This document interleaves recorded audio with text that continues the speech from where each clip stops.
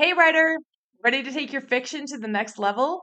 Whether you've just got a great idea or you're already stuck in the murky middle of writing your book, the Wicked Good Fiction Bootcamp I designed just for you.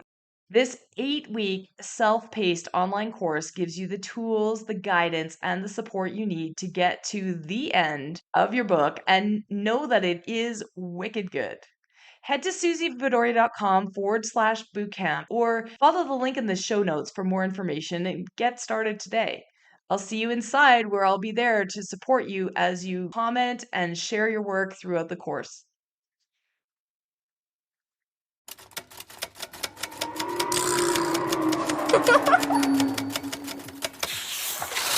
Welcome to Show Don't Tell Writing with me, Suzy Vidori, where I teach you the tried and true secrets to writing fiction, nonfiction that are going to wow your readers, broken down step by step.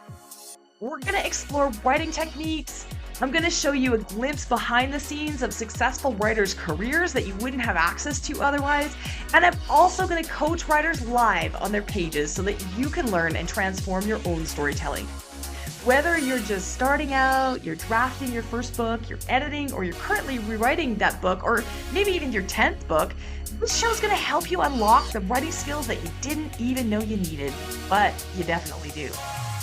I'm so looking forward to helping you get your amazing ideas from your mind onto your pages in an exciting way for both you and your readers so that you can achieve your wildest writing dreams. And you're going to also have some fun doing it. Let's dive in. Everybody ready? Okay, Johnny, if you haven't worked on a book in a while and you're not feeling super excited about it and you're looking for motivation there, I want you to consider the following. Because sometimes people come to me and they say, "Oh my gosh, I don't know if I should stop writing this book. Like, what is going on?" And the answer is try it on, right? If that book that you were writing before, you're no longer excited about, there can be lots of reasons for that. Remember when I talked about the fact that writing is always personal, even if we're not aware of it, we're writing it for a reason. We're writing it because something in our soul needs to resolve, right? Like we're writing it because we have something to say. And we change. You are not the same person that you were when you started writing this book. So that thing that you're writing about may or may not be as exciting to you or as interesting to you as it once was. Now, that doesn't mean that your book is a complete waste if you find that you're no longer excited about it, but maybe tweak it and think, what are some things that I could bring to the table now? And just change it ever so slightly so that it's still exciting for you. Because if you're not excited about it, your readers won't be either, right? It's got to be something that you really love.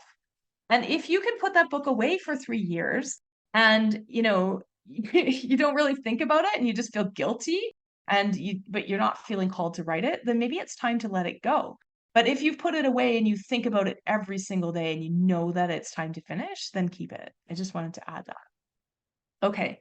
So Keely, oh, incorporating backstory. Okay, I think Keely, we had a discussion in the Facebook group about her chapter 1 and having chapter 1 and stating, okay, I just got to get past this sort of intro before I can get to the meat of the story. And my comment was, if you're finding like your chapter 1 is just creating a character's backstory and getting into it, then it might be time to cut it. Somebody also asked about prologues. So backstory traditionally in a book, 20 years ago, 30 years ago, we'd have a prologue which set everything up and told us all the backstory and got us ready to like go on this adventure with your characters. And prologues are kind of controversial. I would say about 50% of agents or publishers do not like prologues and might just reject it because of that. If you can call it chapter 1, I would call it chapter 1 just to avoid that quick like knee jerk, oh, I'm not going to read it. It has a prologue. But I am seeing it coming back. In fact, one of my clients who writes for a big 5 publisher, she was recently asked to create a prologue, and that was for a historical romance. So potentially, like it depends on the publisher, but just know that everything I teach is about sort of playing the odds and know that there are pet peeves out there and things that people don't like and that might earn you an instant rejection. So if you can avoid them, do it. But in terms of Keely's backstory, if we're just writing chapter 1 to set up the rest, she probably needed to actually write that as the writer. Notice that. But it doesn't mean that it belongs in the book. And in fact, that backstory, if you take it somewhere else and you pepper that through as readers need it, That would be a lot more powerful than dumping it in the first chapter because it's not really moving the story forward. If you're saying that the story gets going in chapter 2, start with chapter 2 and then sort of weave that backstory in little snippets more digestible for the reader so that they don't have to learn everything at once. And they might not have to learn everything at all. You need it as the writer, but you don't need to necessarily share it all.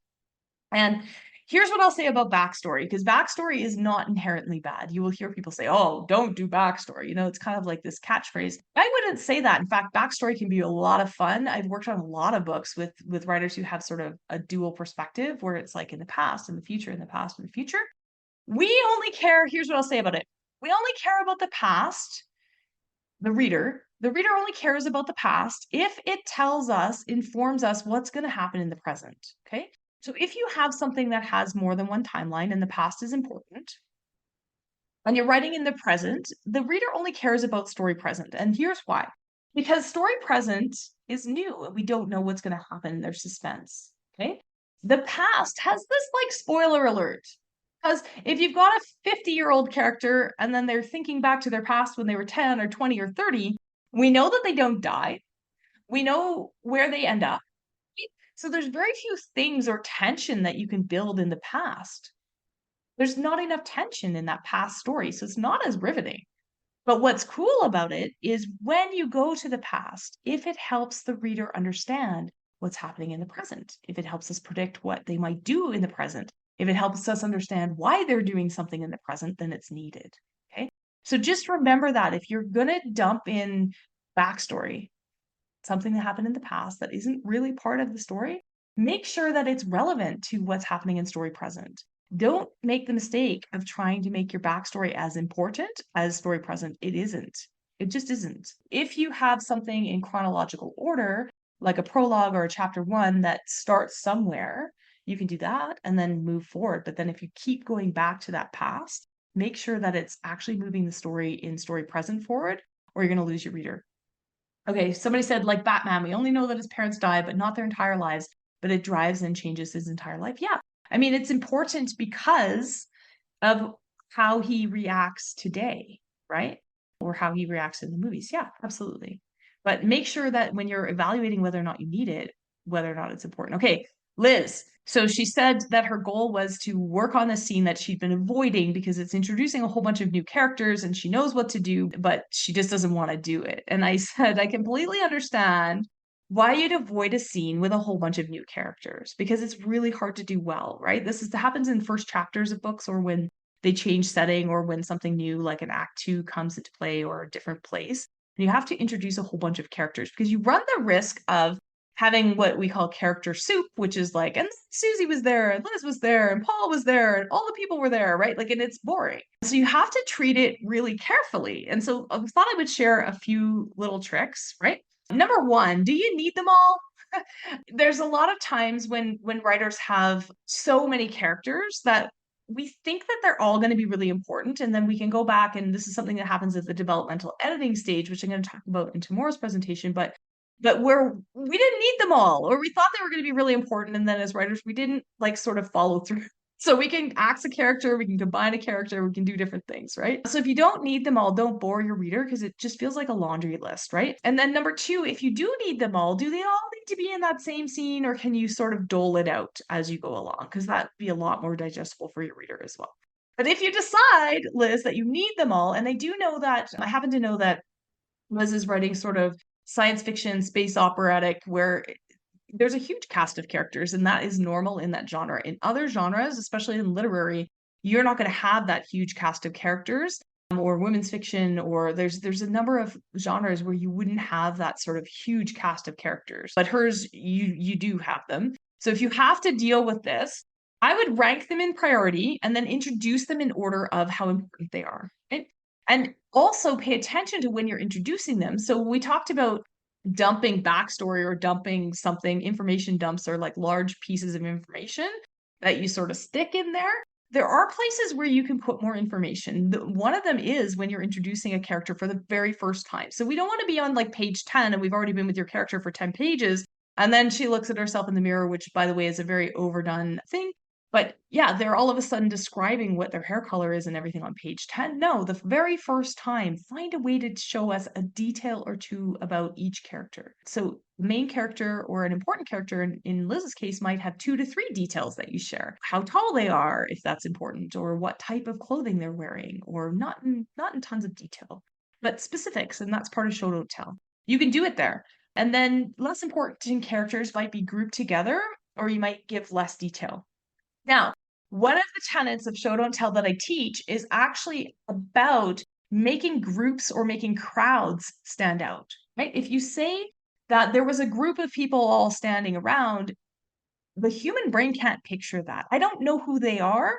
They could be a group of children or school children. They could be a group of aliens. They could be a group of, I don't know anything about this group. And so what happens? It's kind of like that overwhelm where you're standing at the fork in the road. I don't actually know. And so I don't picture it as a reader. And then you haven't shown me.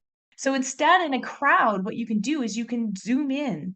There was a crowd of people, a woman in front, like was swishing her skirts to get the rats away from her ankles, right? Like call out a few people, 1 or 2 in a crowd. That's an amazing way to describe a crowd. Randy said I called him out on how you described your main character. Okay, so let me talk about this for just a minute because there are a number of things. So I haven't read your books, but I can tell you that there are probably a number of things that you have in there that are pet peeves of agents and publishers because they are the easiest way, right? They are just the easiest way to write. And so when you take the easiest way, when you haven't learned those skills and you haven't come to many of these events or things like that, and nobody's told you, there's no way for you to know that, Randy. So don't be, you know, like, oh my gosh, I made a mistake. It's not really a mistake. It's just something that we know that newer writers are going to do until somebody tells them, oh my gosh, everybody does that. So if you have a scene, the easiest way to start a scene is with your character waking up, right? It's the reason that many, many, many agents will actually reject it if your character wakes up at the beginning of a scene, opens their eyes, right? Somebody's going to tell me that that's in their scene. I haven't read your book. I'm going to tell you there are people here that have that in their scene. It's a very simple fix. All you have to do is have them already awake and stretching, right? It's that extra bit or falling asleep or passing out or everything fades to black at the end of a scene, right? These are the easiest ways. And so when we first come to writing, this is what naturally happens. We want to open every scene with somebody waking up and then tell us everything about their single day and end it with them falling asleep, right? This is the easiest way to write, and it is the way that we all start. But knowing that and being able to recognize that or coming to forums like this and asking the questions and getting a professional eye on your work will avoid that feeling that you send it out and you have no idea that agents are like, next, right? Like, I've seen that, I've seen that. And yeah, so one of the things is actually that I mentioned, Randy, is looking in a mirror to describe your character. It is the easiest way to do it, right? So it's not wrong, it's not lazy, it's not any of those things. It's just so overdone that they don't see you taking that next step, right? And so readers naturally will be like, oh, I've seen this 1,000 times before. And people in the professional side of the industry will just see that, you haven't taken that next step. So there's other ways to do it. I know you got to get creative, right? These are the things that we can get creative about. So there is a number of sort of cliches like that. That's usually the first thing that I point out with writers when working with them. Okay, so hopefully you guys got that sort of crowd thing. Liz, good luck. Let us know how that goes with the character soup and how you deal with that. I'm sure you're gonna rock it. Okay, Caitlin Ann. Okay, so many stories I want to tell. Too many projects I have going on at the same time. I would love to learn how to focus on one story without writer's block attacking me so I can work on something else. Okay, a lot of you have this. So let's go back to the definition of overwhelm, where we're standing at a fork in the road and we haven't decided if we're going to go right or we're going to go left. And if you haven't decided, your brain shuts down, right? The same thing can happen when we have a lot of projects on the go at the same time. And there's a lot of, it's interesting, the conversation is changing around, social media and things like that. And even talking with people about how I use Facebook, and you guys are like, I don't really want to use Facebook for this. And there's a conversation around dopamine, right? And then that is that sort of chemical rush or hormone that comes from succeeding or starting something new, or that little rush, right? So it might be why we have an online shopping addiction. It might be why we start a lot of new stories, right? And so writing is awesome because it can make us feel great, and starting a new story can be a ton of fun. And, all that slog in between and that work you need to do isn't as fun, and you don't get that rush. But at the same time, I really encourage you to look at that dream writing goal. If you went through this presentation today, look at your dream writing goal, because the only way that you're going to get there is if you finish one project. So pick the project that you're the most excited about. Forget like which one's saleable or whatever. If you're excited about it, readers are going to be excited about it. And pick that project. And then what you can do to feel that same sort of rush is what we talked about. Have those smaller goals and be able to check them off your list, because checking them off your list will give you that little dopamine hit that you're looking for every time you start a new story. Again, brain science. This is what we can do to like sort of gamify our writing process and accelerate it and stick with one story. But really let yourself dream. Which one of those stories that you're writing is going to be the one? Which one of those stories are you most excited? Which one of those stories do you want to accept a big prize for? Which one of those stories do you want to go on come on my podcast and talk about? Which one? Which one is it? Because whichever one that is, or you could also choose whichever one's the furthest along, because then you'll get there faster. So those are a couple of different ways, but I would really highly recommend that you choose.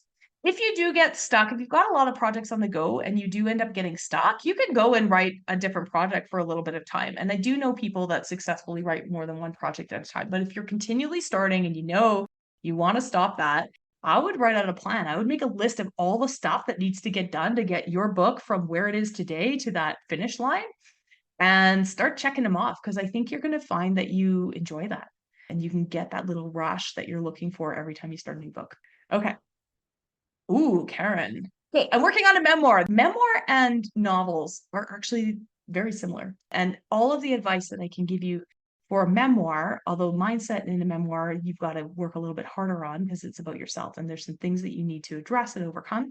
And I can talk about that too. But think of a memoir as, which is a biography. It's sort of a more modern term for biography. And I'm assuming that you're talking about a narrative memoir, which reads like a novel, right? So it reads like a novel, and in a novel, you've got your protagonist that goes through Story Mountain. And I can't actually talk about Story Mountain without drawing it with my hand. But you've got your protagonist that goes like through a change from the beginning to the ending and has the rising action and the climax and all the things that happen, right?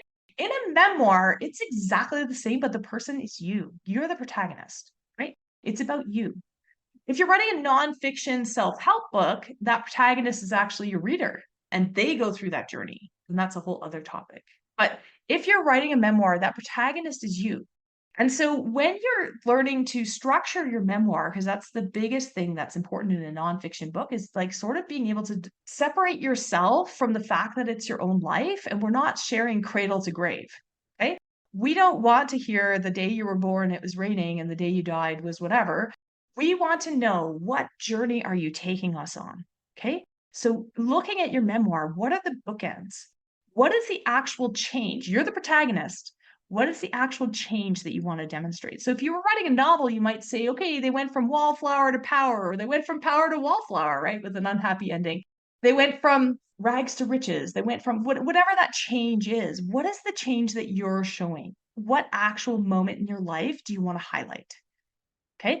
It's not cradle to grave. Some of those things we talked about backstory. Some of those things will come in as they're needed to show that. But think about it that way.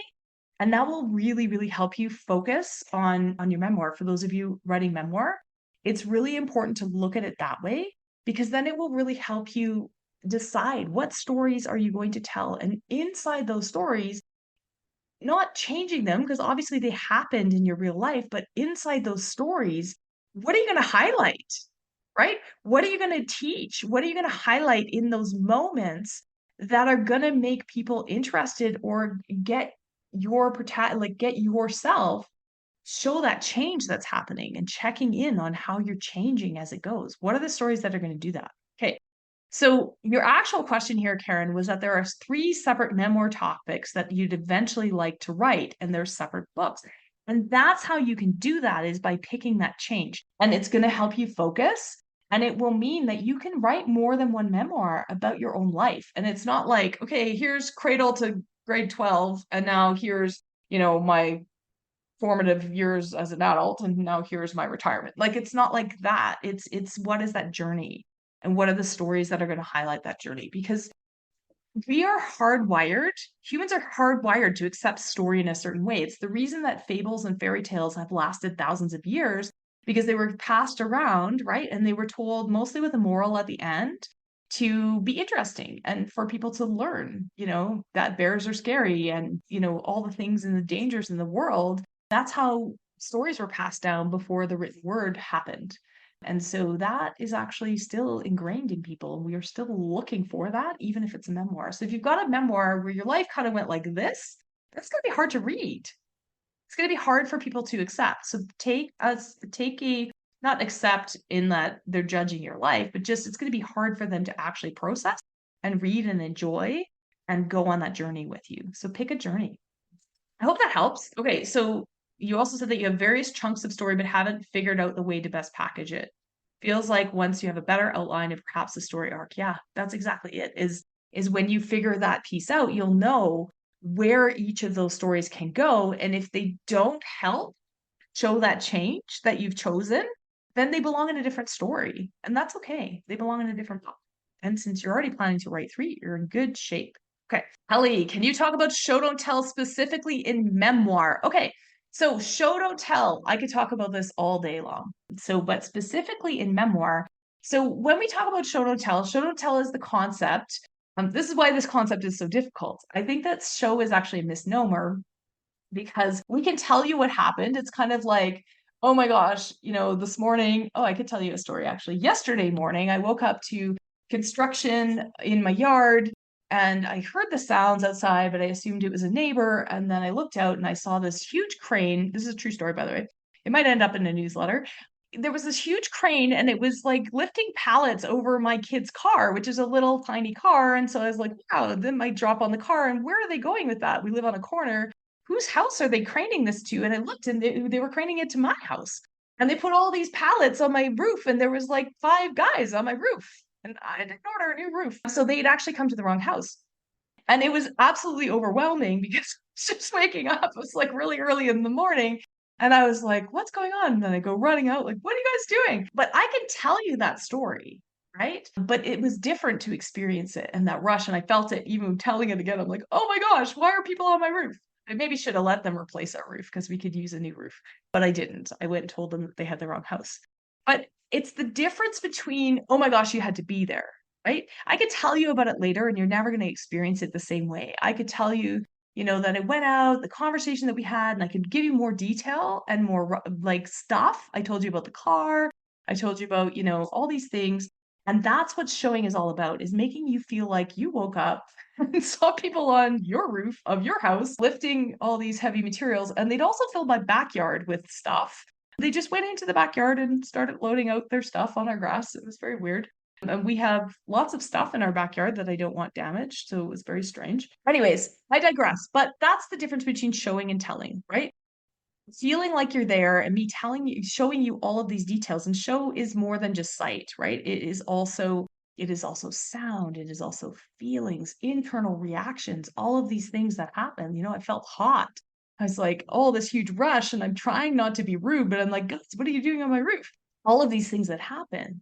And I just told you that story and it's true, right? So you can still use all of those techniques in a memoir. Just because it's true doesn't mean that you have to pull back and say, one morning I woke up and there were people trying to install a new roof when I didn't order a new roof. That would be telling you, right? And you didn't get any of that. You didn't get any of the emotion or any of the feels that I had when I woke up and saw that. Now, here's where there's a bit of a mindset thing with memoir. So, narrative memoir, to bring you into the moment, you do have to make some assumptions, right? You don't have to stick to exactly, I mean, yes, and take this with a grain of salt. It's a true story. However, you are going to have a disclaimer that says some places or names or things are changed in order to protect things. You're going to have some disclaimer that says that you changed stuff. So you don't have to have it verbatim. Otherwise, there's no way you could write it. You can't possibly recall everything. Well, you might think you can, But if somebody else was there, they might recall it differently, right? You can't. And so you still have to construct scenes that are in the spirit of what happened, but you still want to bring us into that scene. And so you have to add things. You have to add things based on your imperfect memory. And you just have to trust that that's okay. And you're going to have a disclaimer that that's okay. But you still want to construct it in that way. And you can use all of the showing techniques in Memoir. I hope that's helpful. Okay, more on Memoir. My goodness, you guys are lots of memoir writers. Robert, I'd like some guidance on my outline and layout of the book. I have an idea of how to organize, but would love some feedback. Okay, so Robert, you shared a little bit about your memoir story. So hopefully, I think I've already answered this, but I would pick a moment in time. So specifically, I think you mentioned that your memoir is about your coming out and the reaction from your family. So that, I would choose you're the protagonist. Where were you at the beginning of the story and where were you at the end as your bookends? And then choose the scenes that you want to, in your outline, choose the scenes that are going to show that and that are important to that journey and let everything else go. I hope that's helpful. I look forward to talking with you about that more. Okay. Do you recommend writing a prologue? I don't. I don't recommend that, but that's my own opinion. Like I mentioned earlier in the presentation, there is sort of a trend, like there are lots of people out there that don't appreciate prologues. It is a bit of an old-timey feel to a book. So it depends on the genre, but I do see them coming back. My suggestion would be if you have something that you absolutely need to include, try your best to make it chapter 1. Just call it chapter 1. If your publisher wants to call it prologue later, that's up to them. And somebody asked about epilogues as well. Epilogue is at the end of a book, right? So in the Harry Potter series, there's an epilogue that shows them like 20 years later, all married and all the things that happen and moving on, right? So epilogues, again, depends on the genre and depends if you need it. Epilogues can be a lot of fun, especially in historical or in romance, they're often used. You skip ahead and see them all happily ever after, but depends on the genre. And again, there's lots of rules out there or people's opinions out there. At the end of the day, it's a case by case basis. In general, I wouldn't include an epilogue unless you have no other way to give that information. I would explore lots of other ways before I would recommend having an epilogue. Just because, again, lots of people out there will not enjoy that or will reject because of it. I think prologues are a bigger issue than epilogues for sure. Because again, when you send out those first 3 chapters and they decide whether or not to like the book or whether or not to keep reading, the prologue can either help or hinder that, right? It's an extra chapter that you're putting in there before you get to the story that might not hook them. Prologue is just gravy, right? And you might even want to save that and give that to your readers after. Like not put it as part of the book, but you could give it to your mailing list or give it as a bonus or something like what happens. Or maybe it becomes a whole book of its own.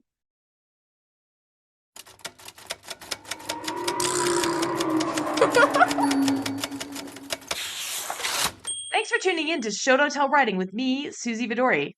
Help me continue to bring you the straight goods for that book you're writing or planning to write.